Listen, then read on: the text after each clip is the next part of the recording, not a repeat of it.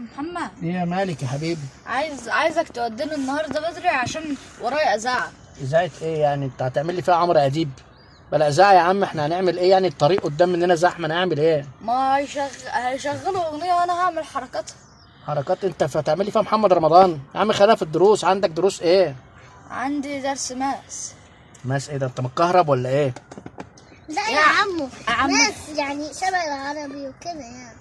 ايه اللي جاب الماس العربي ده؟ مش فاهم انا، يعني ايه ماس يعني؟ يا عم هياخد محمد. درس عم درس. محمد، عارف انت اللي هو رياضه، يعني الرياضه. يعني هوب واحد اتنين واحد اتنين وكده لا يعني؟ يا عمو درس.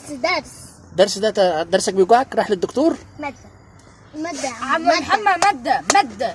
ماده بتلزق يعني؟ لا امال ايه؟ مش زي فاهم. مادة العربي لما احنا بناخد مادة العربي الإنجليزي. كده. لا الانجليزي. انا اعرف المفتاح الانجليزي بتاع السباك ده، عارفينه اللي بيفتح بيه العربيات والكلام ده. يخرب بيت الزرافة. يا ابني انتوا عايزين ايه؟ مش طب انت عايز ايه وانا اعمله؟ اعمل ايه؟ عايزين نلحق طابور خلاص. محمد نعم. عايزين نلحق طابور من أول. طابور ايه؟ توت توت وقطر صغنطوط وكده يعني بتعملوا في محمد نعم. محمد، عارف انت الحساب اللي هو واحد؟